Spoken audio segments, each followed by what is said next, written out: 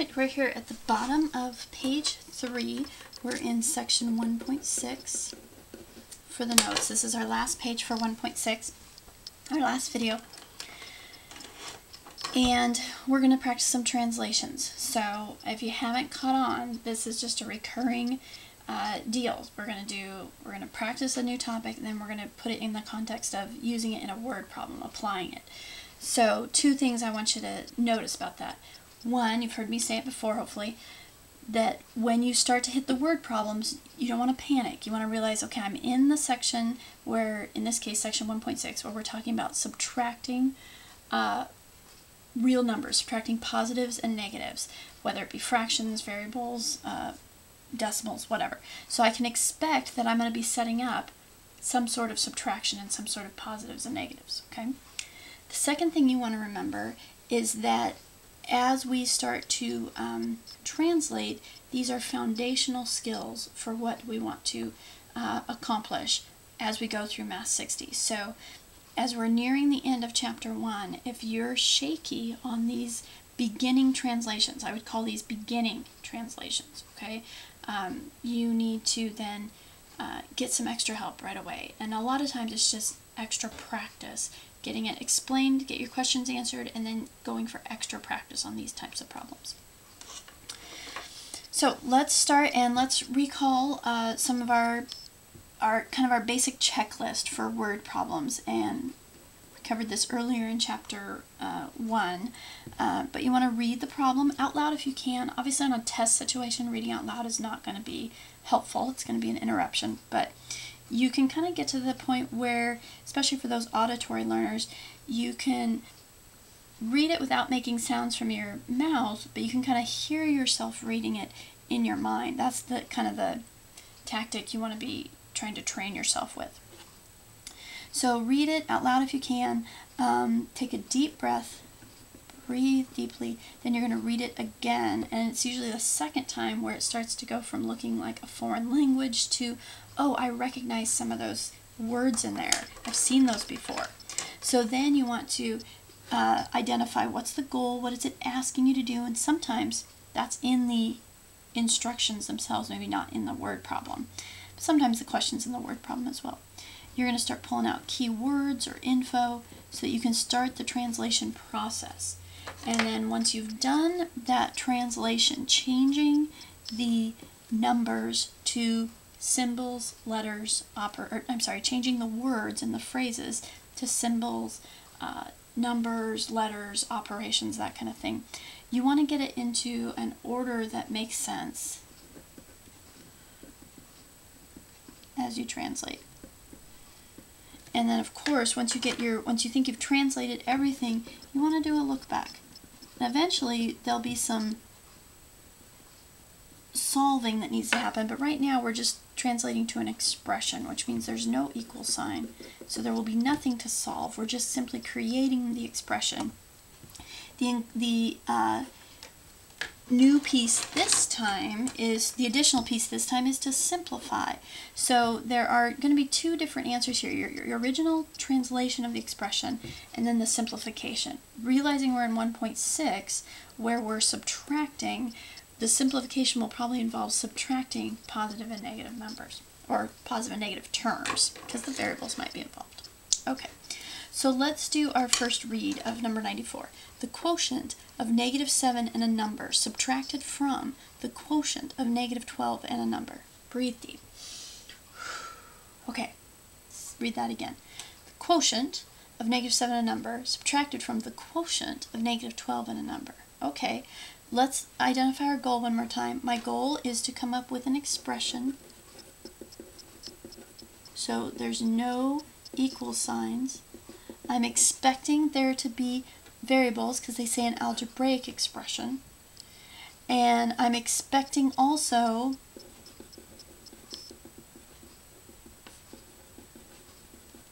that I'm going to have to subtract positives and negatives somewhere along the way. Okay.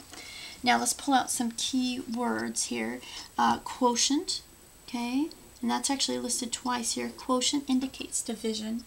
Quotient is one of those nice words where you don't, because because order matters with division. But with the word quotient, you just take the first number divided by the second number. So with quotient,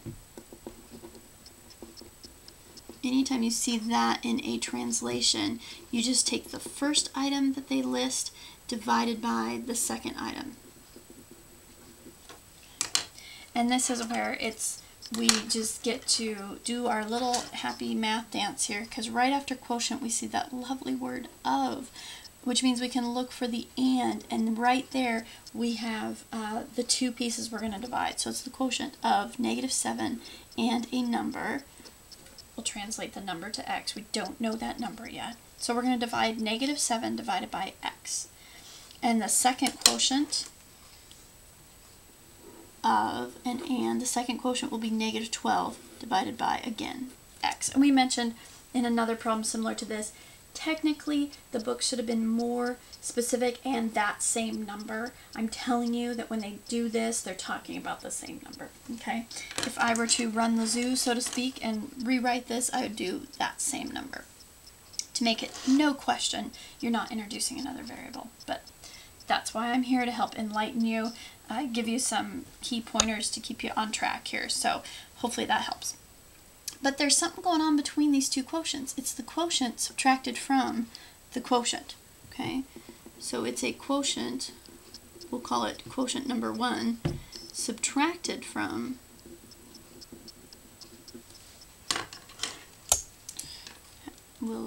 maybe I'll just do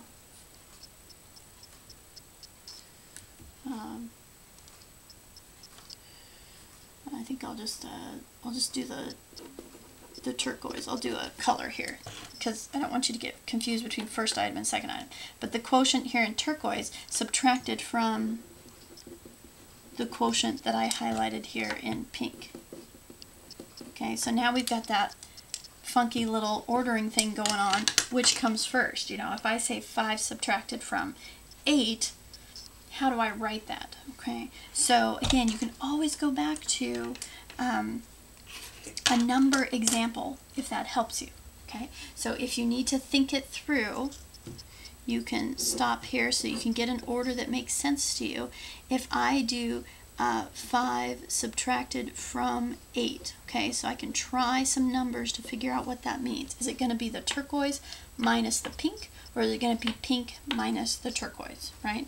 Okay, so that's the question that we're trying to answer right here. Is it going to be the turquoise quotient minus the pink?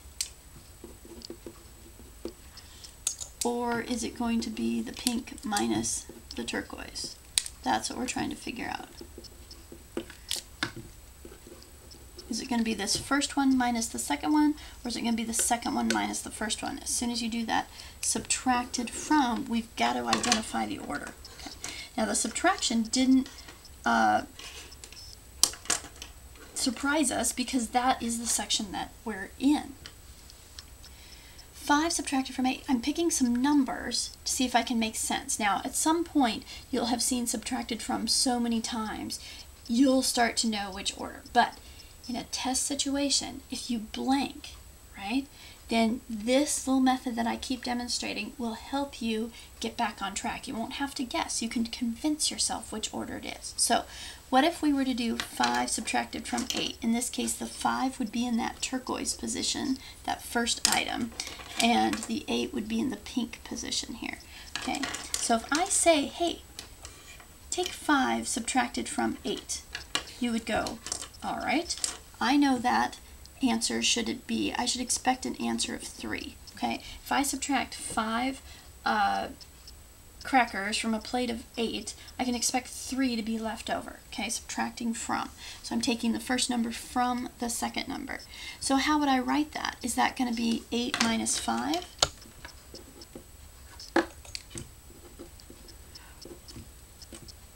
Or is that going to be 5 minus 8? Well, the one that gets us the 3 is the 8 minus 5. So in this case, it's the second minus the first to make it make sense. 5 subtracted from 8 has to be written as 8 minus 5.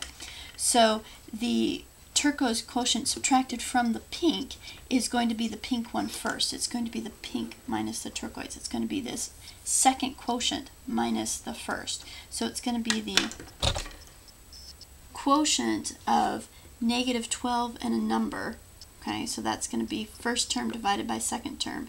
Negative 12 divided by a number, that first quotient.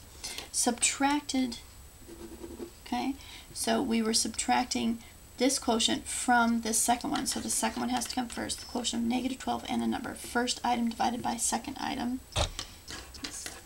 Okay, you can write that as first item over the second item. And then we've got our turquoise one, quotient of negative 7 and a number. Now, we did a lot there. Let's just see if what we translated makes sense. So it's the quotient of negative 7 and a number, quotient first item divided by second item, subtracted from, I'm taking this away from the quotient division of negative 12 and a number. And again, the fraction bar is another way to symbolize division. Okay? All right.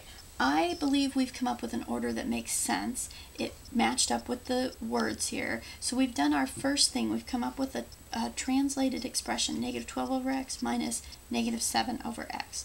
Now we get to simplify. So the book has two answers. It will show the translation, and then the book will have a second answer where it shows the simplification of that. And that's where we get to apply our 1.6 knowledge. We're subtracting positive and negative numbers here. So I can write that as adding the opposite. So that's going to become negative 12 over x plus the positive 7 over x. Fractions, like denominators, they happen to be variables, but that doesn't change how we do it. Okay?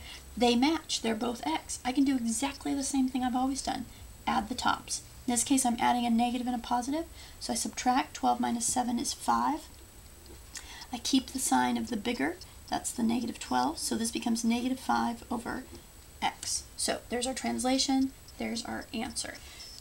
Once again, the reason why I do particular examples both on the lesson video notes and in class is because I try to give you a start to the assignment, and then the assignment kind of pushes you and grows you from there in the book. But then also as you get deep into the assignment, look where we are, number 94 in the assignment.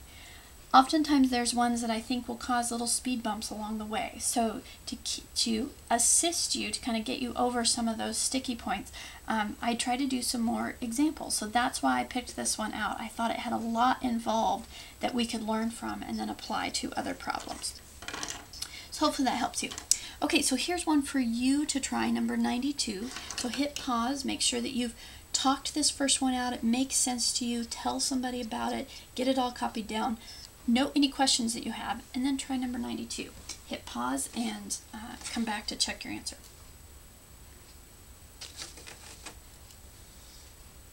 Okay, when you do number 92 on your own, again, you should get two answers. First, the expression that you get should be a 9x minus a negative 4x, or it could be written as 9x plus 4x. That's the expression, meaning you're adding or subtracting terms here. Then when you simplify it, you should end up with a positive 13x. So two answers in the back of the book.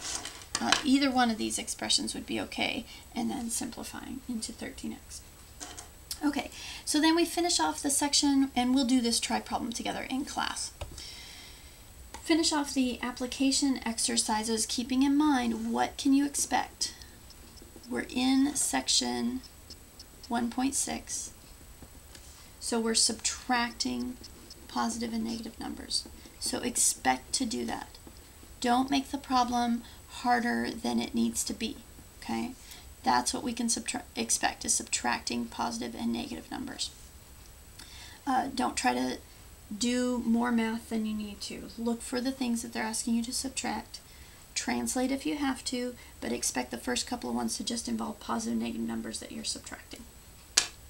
Okay, so far every section has had preview exercises, a way to kind of look ahead, plant some seeds for the next section. The author obviously subscribes to the understanding that we have now about the brain is that when we learn something new, we're trying to connect it to something we've already seen or experienced or heard.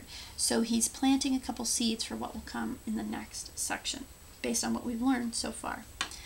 The other thing that we're starting to see now with this section is some review problems. We've been talking about since the first time we started class, any distance away from math, any time away, even just the 3 weeks over Christmas break, is enough time to get you rusty. Things you actually knew how to do now don't come quite as easily. So the same is going to be true over the next 10 weeks together. Stuff we learn in chapter 1, you're going to be tested again on the final in 10 weeks. That's a lot of time, and things can get very rusty. So we don't want to let ourselves rust. Not rest, we definitely need rest, but we don't want to let ourselves rust. So these review problems are like the WD-40 for this term. It goes back a little bit, pulls a couple of problems from earlier. The other good thing about it is sometimes when you revisit a problem, it seems clearer the second time around. It can clear up any remaining confusion because you forced yourself to move beyond it. You've tried some things, now you can look back and go, oh, that makes sense now. It's like life, right? You go through something, at the time, you may not be able to see the big picture. You may just be kind of struggling through it. But then you get away from that, you move on, and, you know, a month later, a year later, several years later, you look back and go, oh, I see what was going on there. I understand. I see why that was helpful for my life. I see how I grew from that. Same thing with math. So we want to look back a little bit, do some review problems. So don't skip over those. Make sure you do both the review and the preview exercises because they're super, super helpful. Okay? And they're intentional for your success in Math 60. All right, we'll see you in section 1.6. Good job.